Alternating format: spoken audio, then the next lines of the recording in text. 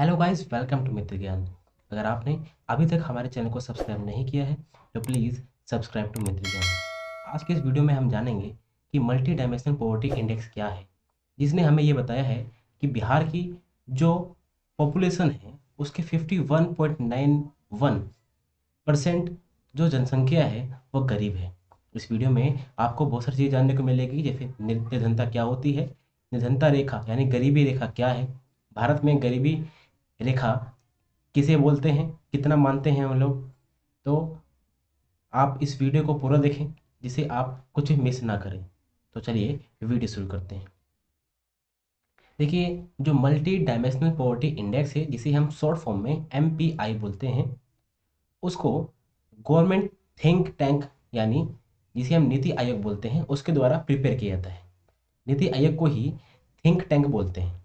इन्होंने ऐसा data present किया है कि जो बिहार की जो पॉपुलेशन है उसका 51.91% जो जनसंख्या है वो क्या है, गरीब है। और झारखंड की है 42.16%, उत्तर प्रदेश की है 37.79%।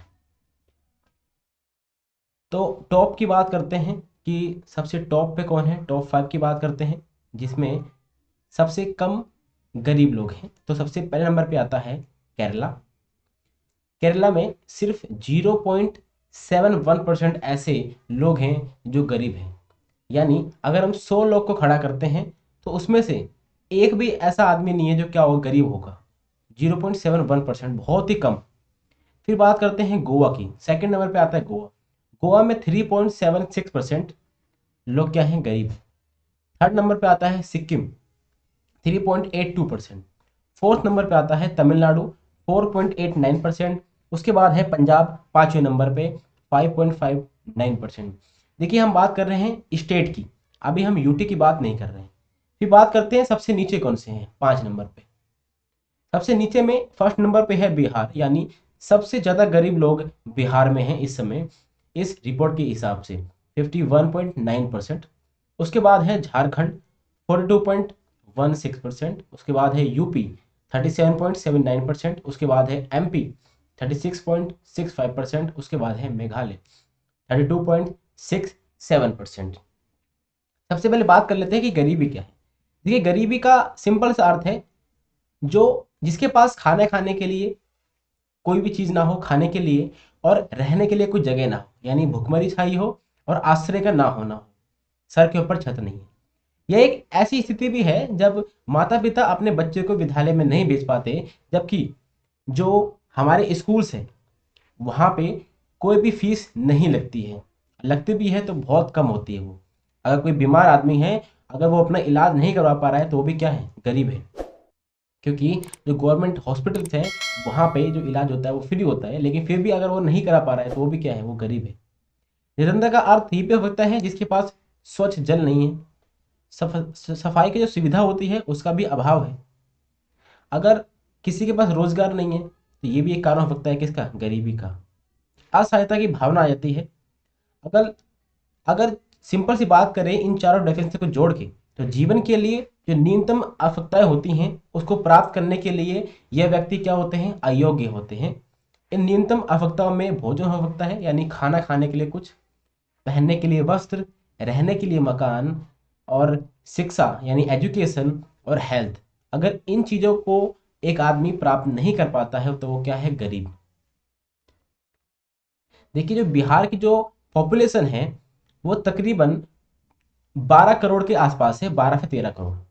अगर इसका हम आधा करते हैं 51.9% के करीब, तो आपको 6 करोड़ ऐसे लोग मिलेंगे जो बिहार में क्या है, गरीब है। तो 6 करोड़ बहुत ज़्यादा अमाउंट होता है अगर एक ही स्टेट की बात करते हैं जहाँ पे क्या है, गरीब लोग हैं। उसके बाद जो ये MPI है, ये किस बेस पे बताता है कि कौन गरीब है कौन कैसा है।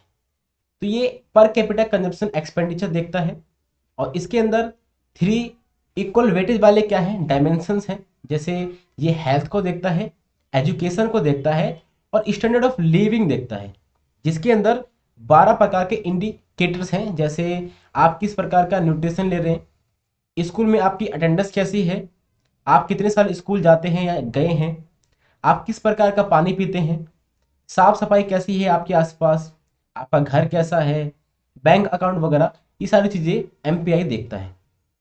तो ये आपने देख लिए 3 डायमेंशन ऑफ पॉवर्टी क्या है, health, education, living of standard.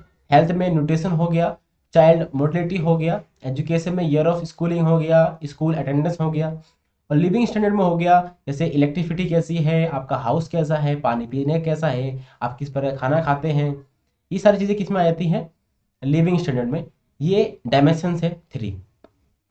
देखिए झारखंड, मध्य प्रदेश, उसके बाद उत्तर प्रदेश और छत्तीसगढ़ के बाद यानी 5वें नंबर पे बिहार में कुपोषित लोगों की संख्या सबसे अधिक है। 5वें नंबर पे केरल, गोवा और सिक्किम में है। जो बहुआयामी गरीबी आबादी का सबसे कम प्रतिशत क्रमशः कितना है, 0.71% किस में है, वो है केरल में। 3.76% कहाँ पर है, गोवा में। 3.82% कहाँ पर है, सिक्किम में। बात करते हैं जो AFO है के अनुसार the state of food security and nutrition in the world 2020 report के अनुसार भारत में 189.2 मिलियन लोग क्या हैं, मल न्यूट्रिशन है यानी कुपोषित है।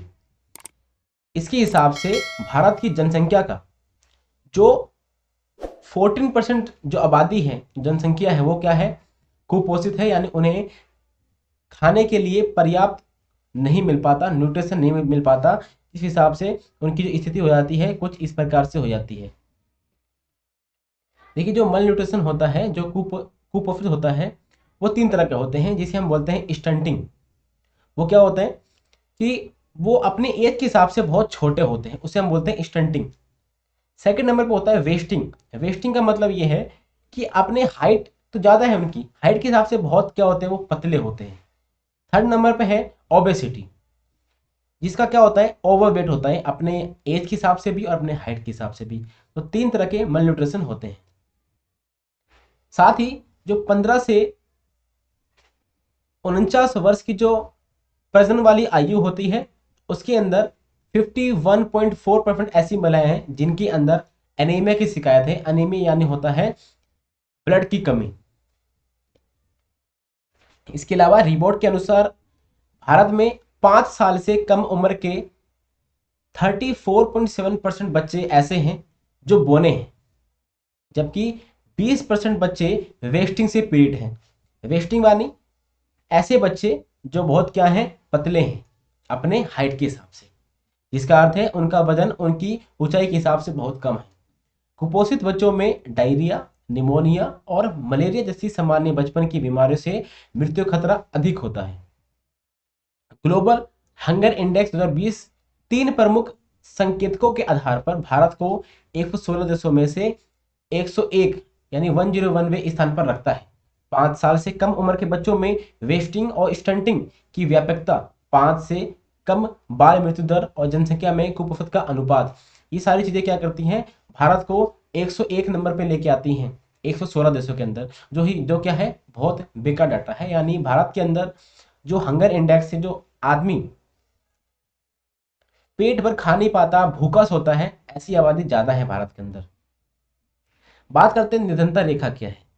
निर्धनता रेखा का मतलब है कि किसी व्यक्ति को निर्धन माना जाता है यदि उसकी आय या जो उपभोग कर रहा है, वो खर्च कर रहा है, उसका जो स्तर है किसी ऐसे न्यूनतम स्तर से नीचे गिर जाता है जो मूल आवश्यकताओं के लिए दिए हुए समूह को पूर्ण करने के लिए आवश्यक है। देखिए अमेरिका के अंदर बात करते हैं कि जो निर्धनता रेखा है, जो पॉवर्टी लाइन है, ठीक है, वो क्या है, अगर अमेरिका के अंदर एक आदमी के पास कार नहीं है तो वो क्या है, गरीब है।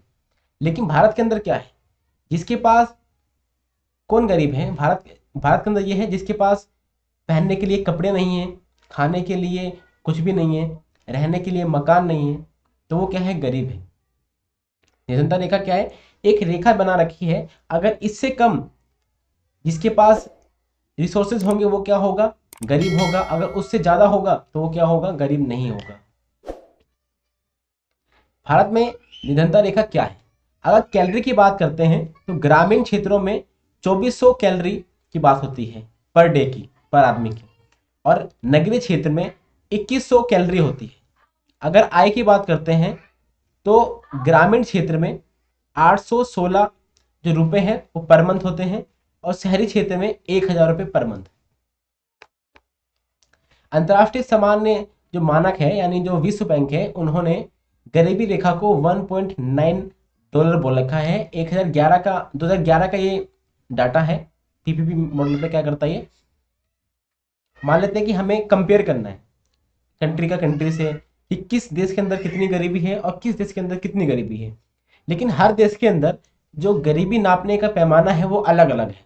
इसीलिए विश्व बैंक ने एक वर्ल्ड लेवल पे पैमाना तय कर दिया है, वो कितना है 1.9 डॉलर, जिसके हिसाब से ये लोग नापते हैं। भारत में गरीबी मापने का आधार क्या है? देखिए, जब से भारत स्वतंत्र हुआ है उसके बाद से 6 प्रकार की कमेटियां बन चुकी हैं। जैसे कि आप यहाँ पर देख पा रहे हैं, योजना आयोग कार्य समूह, वीएम डंडेकर, ये सारी क्या है, समितियां हैं। लेकिन जो लेटेस्ट है वो क्या है, कौन सी है, रंगराजन समिति 2014 वाली। और उससे पहली वाली कौन सी है, 5वें नंबर पे तेंदुलकर समिति। देखिए, जो तेंदुलकर समिति है गवर्नमेंट इसको मानती है। इसी के हिसाब से आप जो ये डाटा देख रहे हैं, ग्रामीण क्षेत्र में 816 रुपये पर मंथ जो कमाता है वो क्या है, वो गरीब नहीं है। और शहरी क्षेत्र में जो 1000 रुपये से ज़्यादा कमाता है वो क्या है, वो गरीब नहीं है। ये किसने रिकमेंड किया है, तो वो रिकमेंड किया है तेंदुलकर समिति ने। देखिए, केंद्र सरकार द्वारा रंगराजन समिति जो सबसे लेटेस्ट है 2014 की, पर कोई कार्रवाई नहीं की गई, जिसके कारण देश में गरीबी में रह रहे लोगों की गणना तेंदुलकर समिति द्वारा निर्धारित गरीबी रेखा के आधार पर ही होती है।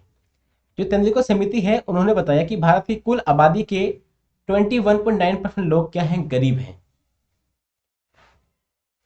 बात करते हैं यूटी की, तो जो दादरा एंड नगर हवेली है उसके अंदर 27.3% ऐसे लोग हैं जो गरीब हैं। जम्मू एंड कश्मीर और लद्दाख की बात करते हैं तो 12.58%, दमन एंड दीव की बात करते हैं तो 6.82%, चंडीगढ़ 5.9%, जो यूटी के अंदर सबसे गरीब है।